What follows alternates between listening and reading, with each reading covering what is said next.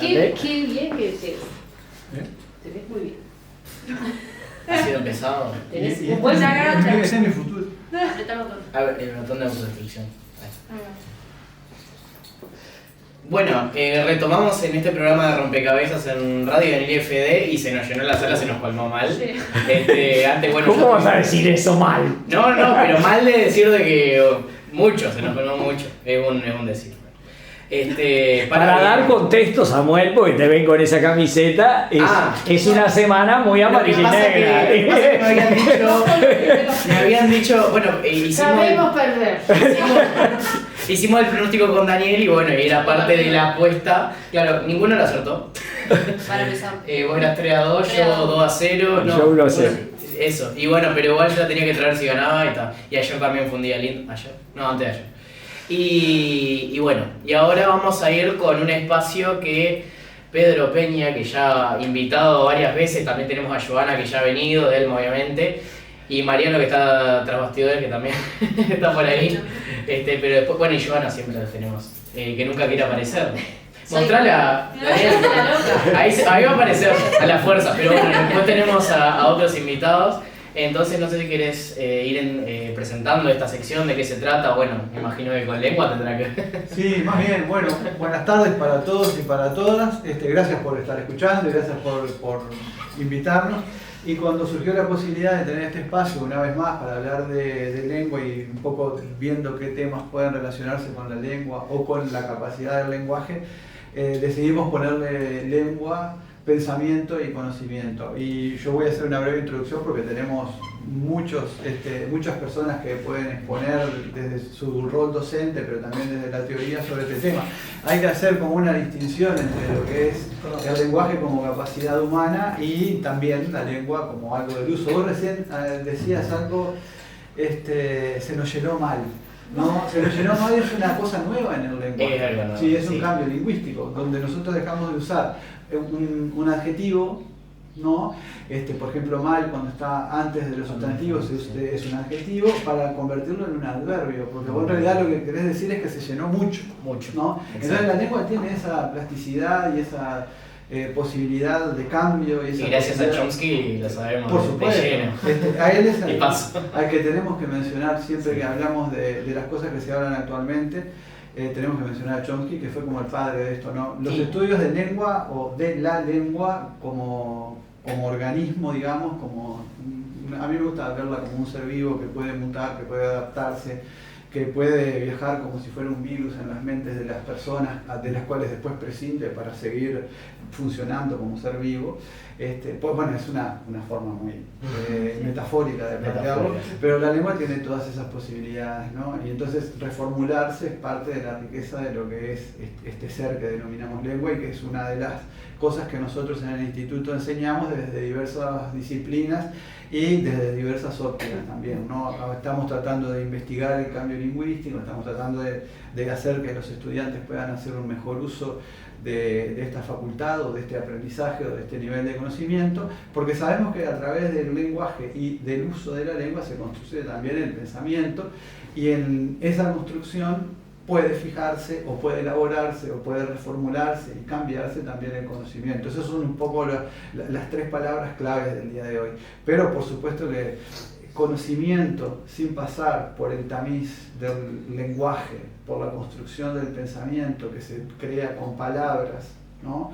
Y bueno, es imposible y es inviable, y eso es lo que nos diferencia del resto de los animales, que a lo mejor algunos tienen un cerebro más grande que el nuestro, como los cachalotes. Pero bueno, no sabemos si lo han utilizado para producir un lenguaje como el nuestro, que es un lenguaje articulado. Va partiendo de esas bases, ¿no? ¿Por qué nosotros podemos hablar? ¿No? Bueno, podemos hablar porque tenemos un cerebro grande y además porque tenemos un aparato fonador. Y ahí fue que inventamos la lengua, ¿no? Cuando inventamos la lengua, hace alrededor de unos 60.000, 70.000 años, a pesar de que ya teníamos cerebro grande de antes, una especie que no inventó la lengua, que tenía una forma de comunicarse muy rústica como el Neandertal, desapareció de inmediato, quedaron solo los sapiens, ¿no? Se le atribuye a un lenguaje esa capacidad, ¿no?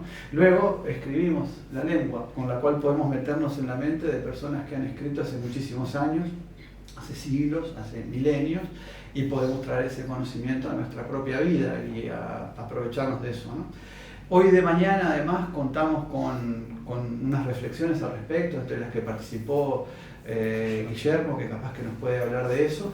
Así que yo ya quisiera dejar la palabra con en esta introducción y pasarle así en el orden de circulación de las agujas del reloj a todos los que están presentes, empezando tal vez por Guillermo, para dejar como broche de oro a nuestros estudiantes, a ver qué opinan de la enseñanza de la lengua en el instituto y cosas por el estilo. Pero antes, Pedro, y antes que participe Guillermo, eso que hiciste la aclaración del mal, de la palabra, el otro día en la transmisión del programa del IFED de altas habilidades y superdotaciones, que era el título que Mariana le había dado al espacio, hubo gente, por eso es la importancia del ida y vuelta, preguntaban en la radio, gente del medio rural, destaco porque hay que contextualizar, que qué tenía que ver tener muchas habilidades con tener muchas cosas.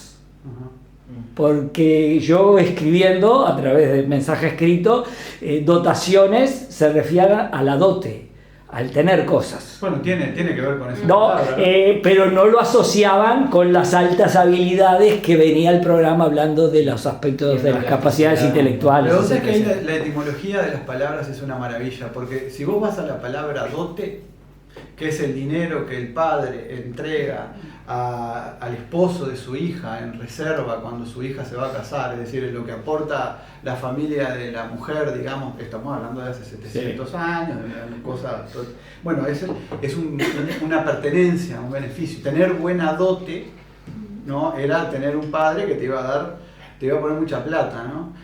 Y entonces los varones nobles querían casarse con esa chica porque tenía buena dote. Eso también es parte del cambio lingüístico y semántico que opera en nuestras cabezas primero y luego en la sociedad si nos ponemos de acuerdo en las metáforas, ¿no? Pero ya vamos con la neurociencia y el lenguaje.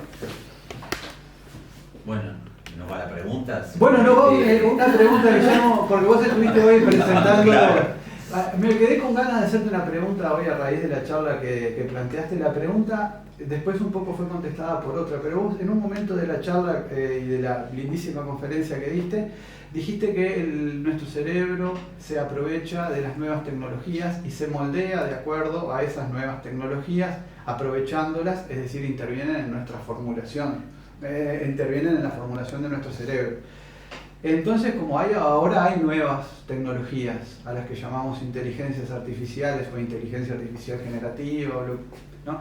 Entonces quería preguntarte básicamente cómo vos ves esa interacción y si es pertinente, bueno, dejar que nuestro cerebro se formatee, se reformule, digamos, en atención a las nuevas tecnologías, en atención a esto de que justamente las aprovechamos, ¿no? ¿Qué opinás de esa interacción? Claro, en realidad... Fuerte, Guillermo. En realidad, cuando nosotros hablamos de desarrollo del cerebro, yo dije hoy en la mañana que el cerebro es un órgano cultural.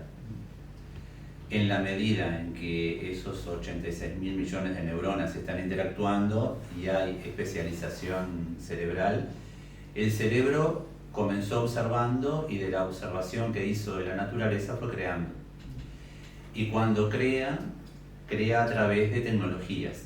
Entonces llegamos hasta el día de hoy en todos esos procesos evolutivos y arribamos a lo que es la inteligencia artificial. Entonces, ¿cómo el cerebro crea inteligencia artificial y para qué la crea? La crea porque sigue evolucionando y las tecnologías se van complejizando cada vez más. En ese sentido, lo que va haciendo, se va reestructurando en todos sus procesos neuronales. Es como si fueran cableados neuronales que se van ajustando a los procesos que va creando.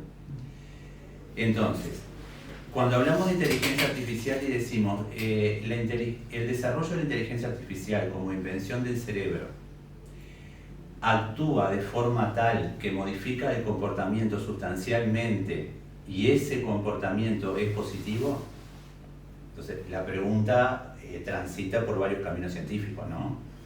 Y dentro de esos caminos científicos está el camino de la neurociencia. Porque, por ejemplo, en lo que es el desarrollo del lenguaje, hay ya una refutación a Piaget de parte de los neurocientíficos actuales, en el caso de Stanislas Dehaene, que tiene más de 30 años en investigación neurocientífica conjuntamente con su esposa. Lo que sucede es, por ejemplo, Piaget decía que en el desarrollo del lenguaje, el niño de 9, 10, 11, 12 meses, cuando el objeto desaparece, el objeto no existe. Entonces, la permanencia del objeto no está. Dehaene dice que por el desarrollo del cerebro, el niño alrededor de los 5 o 6 meses reconoce el objeto, y aunque el objeto no esté delante de sus ojos, tiene permanencia. Entonces lo veíamos hoy desde el punto de vista del desarrollo del lenguaje matemático y desde el punto de vista del desarrollo del lenguaje como convención social.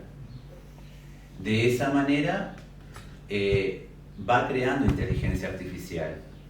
Entonces, hoy en la mañana olvidé hablar, o lo pasé por alto, pero yo no sé si ustedes recuerdan, una de las publicidades de Johnny Walker se llama El Androide, que es 2004, 2005 más o menos. Entonces es una biblioteca muy antigua, están todas las estanterías con los libros, están todos los artilugios que el ser humano ha creado desde el punto de vista de los inventos, y hay un robot muy parecido a un humano en toda su estructura. Entonces, el spot publicitario dura 2 minutos, y en esos 2 minutos el robot dice que él puede ser eterno si no deja de funcionar, pero el hombre puede ser eterno, la humanidad puede ser eterna si inventa cosas grandiosas. Bueno, entonces él dice, yo puedo resolver muchos problemas porque tengo esta inteligencia, y es una inteligencia artificial, pero no puedo sentir, no puedo amar, no puedo tocar algo de la realidad, y eso me produce una sensación, ¿no? Entonces, ahí, no sé si iba por este lado tu pregunta, porque tiene que ver también con cómo nosotros utilizamos todo eso que creamos. Bueno, en el caso del desarrollo del pensamiento a través del lenguaje, y pensemos por ejemplo en el ChatGPT u otras aplicaciones que nosotros le preguntamos y contesta, pero en realidad contesta en relación a información que ya tiene, porque es una máquina. Nosotros tenemos que brindar la información. Ahora, ¿qué pasaría si esa inteligencia artificial pudiese pensar por sí misma y pudiese organizar un pensamiento tal y como nosotros lo organizamos y pudiese dar respuesta a una situación desde diferentes puntos de vista? Porque en realidad te dice genéricamente, y esto puede pasar cuando aparece tal cosa, o podría estar asociado a. En realidad es como una lógica binaria. Sí, en los análisis lingüísticos, por ejemplo, al principio se equivocaba mucho, ahora ya casi no se equivocan los análisis oracionales, y Claro. en cuestión de 1 año y medio. Y en relación a eso, Guillermo, en relación a esta cuestión del... La máquina puede estar cargada con el lenguaje de forma inmediata. Sin embargo, nuestro cerebro necesita, es decir, que la máquina ya puede hacer cosas más complejas. Lo sabemos desde que Deep Blue le ganó a Kasparov hace 20 años. La última vez que un humano le empató a una máquina que jugaba ajedrez. Entonces, ¿qué futuro es posible? Yo sé que a vos no sé si te gusta hacer previsión de futuro, pero ¿cómo ves vos la educación en ese sentido? Porque no, pero hay como dos tendencias. Está la persona que irracionalmente se enamora y se vuelca hacia la inteligencia artificial y todas estas cosas, y están, y yo me reconozco más en lo segundo, los que ya estamos a un paso de declararle la guerra, pero a la vez decimos, bueno, ¿y si nos equivocamos? ¿Y es el futuro en realidad? ¿Cómo ves esa situación? En realidad, voy a tomar algunas palabras que citó María del Carmen Silva hoy en la mañana, respecto a al avance de la inteligencia artificial, y lo estuvimos conversando con Delma después, que tiene que ver con por qué no avanza más rápidamente la inteligencia artificial. Y eso porque tiene un costo. Y el costo es muy alto.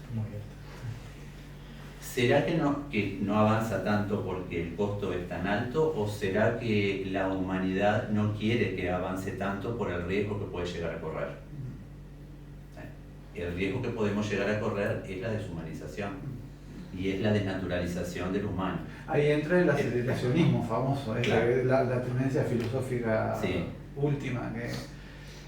Y yo creo que la humanidad es demasiado iluso plantear, la humanidad no quiere que avance, esas tecnologías están en manos, no de la humanidad, digamos, sí. de sectores muy reducidos que son los que digitan, digamos, hacia dónde y a qué velocidad. La velocidad, eso que decíamos hoy, hablamos con Guillermo, el costo es un costo energético y es un costo en agua. El agua dulce que enfría. Estábamos viendo los sistemas de refrigeración cuando que intentamos cuesta. generar una imagen, son muchos litros. Sí. Ahora, yo escuchando tu dualidad, pero ni un extremo ni el otro, ni enamorarnos con algo que parece que nos deslumbre, que nos va a sustituir, ni pensar que las tecnologías tenemos que estar al margen o en oposición, porque están. Y si nosotros educamos para la sociedad que está. Entonces, no ignorarlas, hacer un uso crítico de ellas y pensar no en la tecnología como tecnología en sí misma, sino a través de ellas qué desarrollo. Existen, funcionan así. ¿Qué autonomía cognitiva puedo desarrollar a través de ella? Es como aprovecharla para generar autonomía. ¿Qué desigualdades pueden aumentar? Porque el acceso es diferente, a lo que nos permiten unos y otros casos son distintos, y qué filtros culturales cruzan lo que me responde el chat o lo que sea, es decir, qué ideologías, qué valores están sutilmente expresados en las formas de respuesta que obtengo. Entonces, no es la tecnología ni la mala ni la buena, ¿qué puedo hacer con ella? Y para eso necesito entenderla, para eso necesito, aunque vaya atrás de lengua afuera, no sé si se puede, no voy a ir a la velocidad que va, pero cuanto más la pueda comprender, más voy a poder cómo intervenir con ella. Y ahí es está, un desafío. Y ahí está, yo creo, el punto de encuentro con nosotros, con el equipo de lengua que estamos acá en este momento. Una aclaración, ahora habló recién Delma, la directora del instituto, y va a hablar Amanda, una de las integrantes de la sala de lengua y del grupo de enseñanza de la lengua, que tenemos también acá Silvana, está Alejandro por allá, está Giovanna, está Mariano, es un grupo de gente que nos estamos reuniendo para tratar de mejorar el desempeño de todos nosotros como colectivo en el área de lengua. Así que Amanda es una Amanda, apellido. Amanda Carrión. Bueno, ahí va que el punto de encuentro que tenemos con el desarrollo de la lengua, justamente de esa habilidad fantástica que tenemos para poder comunicarnos, pero también como instrumento para generar conocimiento, que a veces queda relegado y pensamos que solamente es para tener un intercambio con nosotros la lengua, sino esto de poder generar conocimiento, y esa inteligencia artificial va a estar alimentada por seres humanos también. Entonces, por más que sea vertiginoso y el poder esté mucho en juego, también estos seres humanos también tienen que ir evolucionando para irla cargando esa inteligencia y darle esos nutrientes que necesita. Claro, sí, para comunicarnos. Parece como que me entendió el otro y ya está. Claro. El otro me entendió ya la función del uso de la lengua. Ahí está. Exacto. Queda Mucho reducido, más ahí allá. está. Si me entiende, alcanza. Exacto, pero... Estoy reduciendo las capacidades del cerebro de usar esa lengua para crear otras cosas, para pensar. Porque total, me entendió, ya está. ¿Qué importa si le puse tilde? Me entendió. Nunca lo he escuchado. Sí, Ya me entendió, ya está. Sí. Es el rol que parece que tendría que tener la lengua. Claro. Ahora, este uso de la inteligencia artificial va en relación al nombre que le da, que se le asignó hoy a este encuentro. Porque como decía Amanda, de la misma manera que la lengua enriquece el pensamiento y el pensamiento es enriquecido por la lengua, y eso es indiscutible, ¿tá? Y en eso me consta que están muchos de acuerdo, porque en las entrevistas que hice fue uno de los puntos de un punto de encuentro entre todos los docentes.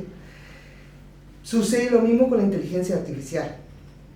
Esa especie de pensamiento de la inteligencia artificial se enriquece a través de quienes lo usamos. Entonces me parece que esto que decía Guille, no soy ni experta ni entiendo, voy corriendo atrás, dijera Delma, pero me parece que no se enriquece también por quienes la usan.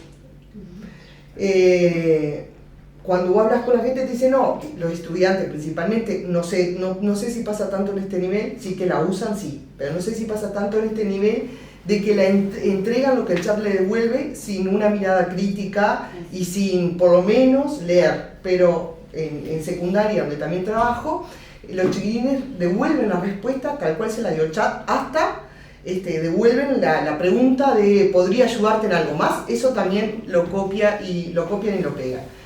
Entonces mi pregunta es, ¿ellos le aportan algo al chat, a la inteligencia artificial para que logre también desarrollar ese pensamiento? Entonces, si saben preguntar bien. Sí, y si enriquecen las respuestas de esa inteligencia artificial, porque si vos la aceptás tal como te la dan y no la enriquecés, no hay ese intercambio que tiene que haber. Por lo menos leerla, para no copiar la última parte. O por lo menos decirle, mirá, un análisis sintáctico, por ejemplo. Mirá, ¿podría devolverme nuevamente el valor de esa subordinada o la tal categoría en ese contexto lingüístico? Si vos no le haces preguntas o no le das la respuesta, no es así por tal motivo, y te quedás solo con lo que el chat te devuelve, ese pensamiento, entre comillas, del chat no va evolucionando, que era lo que decía hoy Guille. No sé si, además de eso de sumarle lo de la humanidad que vos decías, Guille, que también nosotros en su uso no la hacemos evolucionar. Por eso digo que es indiscutible que no solo la lengua, el pensamiento se traduce a través de la lengua, sino que la lengua ayuda a desarrollar el pensamiento y a evolucionar ese pensamiento. Entonces, haciendo esa analogía con las inteligencias artificiales. Claro, pero es la lengua desde la oralidad y desde la escritura. Desde la escritura principalmente. Claro, en la escritura, pero no hay escritura si no hay desarrollo de lengua oral, porque eso es evolutivo. Entonces ahí, ¿qué es lo que nos pasa? La representación simbólica que nosotros hacemos del objeto en nuestra mente hace posible que lo podamos nombrar. Entonces generamos la idea, para después recién crear un instrumento que nos permite representarlo gráficamente. Entonces a partir de ahí, eso es tecnología. Nosotros le damos a la máquina, o le damos al sistema informático, le damos a la aplicación determinados elementos. Con esos elementos va a jugar. Pero yo estoy convencido de que el cerebro es insustituible. Sí.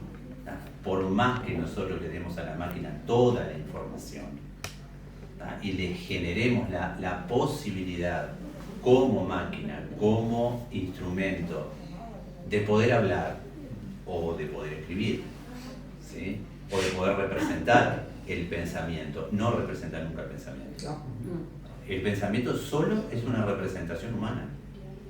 Entonces ese pensamiento tiene una ideación que está transversalizada por la experiencia, por las vivencias, por la vida emotiva, por las emociones, por todas las cargas existenciales que lleva el ser humano. La máquina no, por eso la máquina no siente. Es como el pensamiento de Hilary Putnam, los cerebros en una cubeta, que los cerebros estén alimentados por una máquina, entonces serían autómatas, y nosotros no somos autómatas. Es decir, transformamos acciones voluntarias en acciones automáticas, pero no actuamos como si fuésemos autómatas. Cuando actuamos de una manera automática es porque tenemos un hábito, o porque nos defendemos ante algo, o porque queremos defender una cosa, y eso lo hacemos instintivamente, impulsivamente, pero en realidad, el hilo conductor del pensamiento, o el pensamiento en sí mismo, es tanto consciente como inconsciente. Entonces me dicen, porque los bebés no piensan, sí, los bebés piensan. Los bebés no pueden operar, sí, los bebés operan. Los bebés operan cuando agrupan objetos, los bebés están operando, están reconociendo lo que es la naturaleza del número. Y después lo que van a hacer es traducir a través del lenguaje oral aquello que hicieron o cómo lo representaron. Entonces ahí, naturalmente el cerebro desarrolló y seguirá desarrollando inteligencia artificial, pero no va a sustituir esa inteligencia artificial a los procesos neurológicos que permiten llegar a ese lugar. Un poco en la línea de eso, dos cosas tengo para comentar. Una cosa de la que habló Delma y después en la línea de lo que estaban planteando Guillermo y Silvana. Sobre el poder atrás de las inteligencias artificiales. Cuando salió DeepSeek, que es la inteligencia artificial china, para contrarrestar el efecto del ChatGPT, resulta que uno le preguntaba a DeepSeek sobre la masacre de la plaza de Tiananmen y contestaba que de eso no tenía información. La masacre de la plaza de Tiananmen la perpetró el ejército chino, mató cerca de 700 personas en una manifestación en los fines de los años 80, principios, no recuerdo exactamente el año. Pero claro, el chat desarrollado por los chinos no debe tener esas restricciones, ¿no? Bueno, es internacional. Claro, y no decía nada, ¿no? Eso por un lado, por lo que planteaba Delma. Y por otro lado, el padre un poco de todo esto no reconocido es Chomsky, ¿no? Porque Chomsky, particularmente en sus obras de finales de los 60, finales de los 50, perdón, principios de los 60, abre la cancha, ¿no?, para la investigación lingüística, por supuesto que a través de la ciencia, planteando que todos nosotros nacemos con una capacidad innata, ¿sí? El innatismo está en nuestra naturaleza para desarrollar la lengua, pero después una idea que es interesantísima es que una vez que estamos adiestrados, es decir, una vez que incorporamos la posibilidad de producir el lenguaje porque conocemos el código mediante la socialización, somos capaces de entender cosas que no hemos escuchado nunca. Es decir, combinaciones de palabras que nunca han sido producidas antes y que están siendo producidas en ese momento y que las entendemos porque hay un aspecto combinatorio de la lengua, ¿no? Eso es lo que copia un poco el chat, pero la forma de interpretarla es también una forma única del sujeto, ¿no? Lo que habría que definir tal vez es si estas entidades son sujetos, ¿no? Que eso es un tema más para la filosofía. Me imagino que si apagar una de estas entidades es matar una conciencia. Solo apagar. Es solo apagar. No hay conciencia allí, ¿no? No hay. Porque el proceso de conciencia es un proceso psíquico, es un proceso mental. Y no lo puede resolver. No. Ese proceso mental no se resuelve en la medida en que no hay construcción de subjetividad. Y solamente la persona puede construir subjetividad, por aquello de que está sujetado a un ambiente y responde a su propia naturaleza y a la naturaleza del ambiente. Me surge la pregunta inversa también, ¿no? Ninguna máquina tiene conciencia porque es máquina. Toda persona tiene conciencia por ser persona. Disculpen, capaz que es groserísima la pregunta, pero me surge ahora. Claro. Si no tenés lenguaje. No, de ser consciente.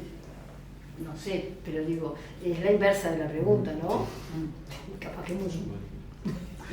Claro, nacemos con un psiquismo, ¿no? Claro. Si no, claro, pero la conciencia capaz que... La conciencia no sé. La conciencia es darme cuenta de que estoy en la realidad, claro. Me vino esa pregunta claro. capaz que sin pensar. Claro, bueno, está bien porque estás en la realidad y por lo tanto te das cuenta de que estás en la realidad. Capaz que la palabra persona era humano, ¿no? Mejor. Claro. Todo humano tiene conciencia por ser humano. ¿Cuándo es ese nivel que tiene el cerebro de pensarse sobre sí mismo, ¿verdad? Porque no sé si pasa por ahí, pero siempre se dice que el cerebro tiene esa cualidad de reflexionar sobre cómo reflexiona. Claro, esa metacognición o esa metareflexión, claro. Es increíble. Cuando vos dijiste eso, yo pensaba en dos cosas. Una, que en los análisis estos que hacemos acerca de la tecnología y su desarrollo, me parece que pensarlo en el campo o sea, solo desde el campo de lo tecnológico, del avance como tal y de todo lo que implica como avance, que esto mejora tanto en un año, eso como que es más cuantitativo y cualitativo, me parece